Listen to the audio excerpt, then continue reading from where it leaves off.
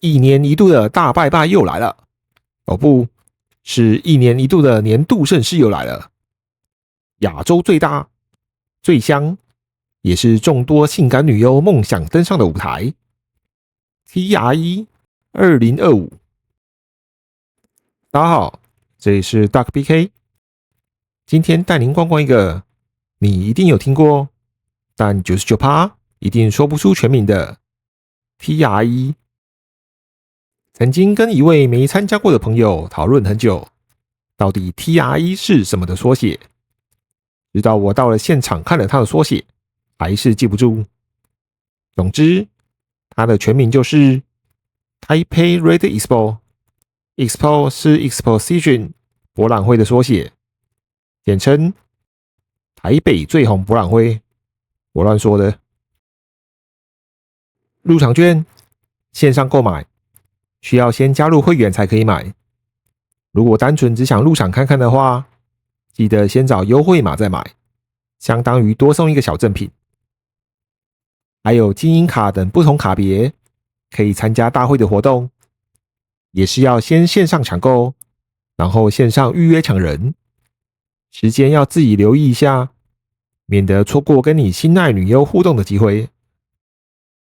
除了事先预约的金卡、银卡等活动之外，现场大部分活动几乎都要先买官方票券或是点数，去现场再看对应的活动要扫几张券，例如拍照一次要用5张券，互动活动要15张券等等。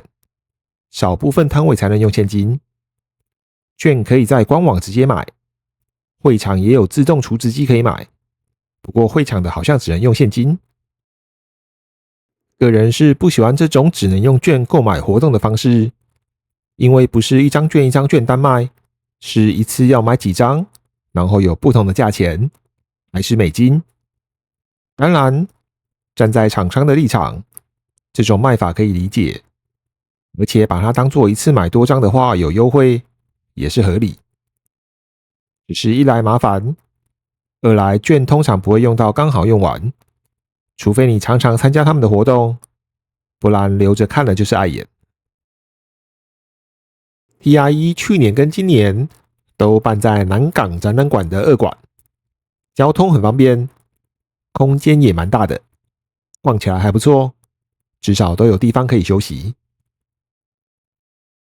第一天千万不要买快速通关，除非你早上5点前就准备排队抢前面入场，不然后面的快通可能比一般入场还要慢。快通排队的队伍跟一般排队的队伍不一样，最好先去入口处确认排队要排哪，不要走到最后面才发现排错列了。除了几个大舞台之外，还有几个小舞台，小舞台会比较好拍，大舞台要带长焦镜头，否则就是拍了个寂寞，只拍得到别人的手机。基本上，除非是固定蹲守某一个舞台，然后一直站在那边，不然想要清楚拍到女优，就只能等摊位或是额外付费了。大部分摊位外观都不能拍，少数很欢迎拍。遇到欢迎拍的，记得拍好拍满，还有拍漂亮一点，帮人家宣传一下。反正拍之前先看看摊位上有没有贴不能拍照的说明，然后看有没有人在拍。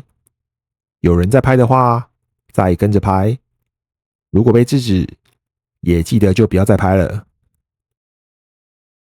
然后每年都被诟病，但每年都不会改善的，就是舞台前第一排站位的问题。大部分人都很守规矩，但有少部分的人会把小凳子放在舞台前第一排站位置，人不在现场，等到有想拍的女优出现的时候，才一路从最外面挤到最前面，感觉很差。官方也不管，感觉更差。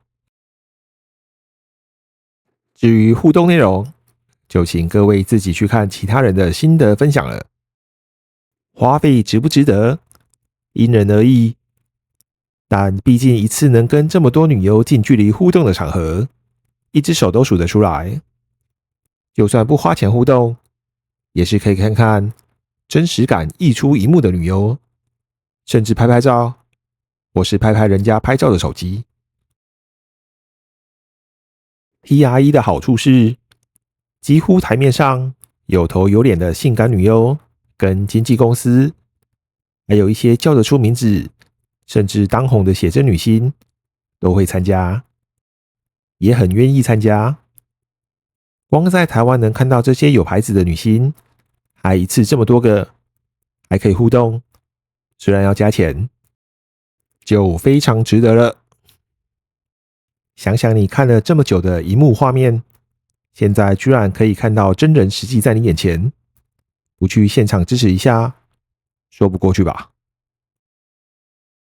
除了大会邀请的女优，国外摊位自己带来的女优外，有些国内厂商也会自己邀请日本女优来摊位互动。虽然我总是分不清楚他们各家的名称，但有些口碑都很不错，大家可以先参加看看。日后如果他们有举办见面会或是摄影会活动，就可以报名。这次大会的 MVP， 除了各种卡别的付费拍照互动外，还是韩国馆。不管是尺度、福利还是开放性，光是几乎随便你拍，就赢人家不知道几条街了。唯一的缺点就是福利很好，但是服务时间太久，造成排队要排很久。另外，直播的那个摊位也是不错，很大方，赠品直接送，女优随你拍，还可以合照。一直以为他们的直播主欧美的比较多，没想到现在日本直播主也不少，而且是符合你想象中的日本可爱樱花妹。真后悔花太少时间在那边，应该找他们多拍几张的。要参加的话，建议还是第一天就去，不然遇到假日会很刺激。然后参加活动很靠运气，看你遇到的工作人员怎么样，不管是拍照数量，或是拍照功力，还是亲切程度，一切都是靠运气。最好先有个心理准备。总之，还是跟之前的结论一样，有这种活动能参加，就尽量进场支持一下，鼓励厂商把这块饼越做越大，未来消费者才有更多活动可以参加。就算单纯去凑个热闹也不错。可恶，我也想跟赖户一起拍片啊！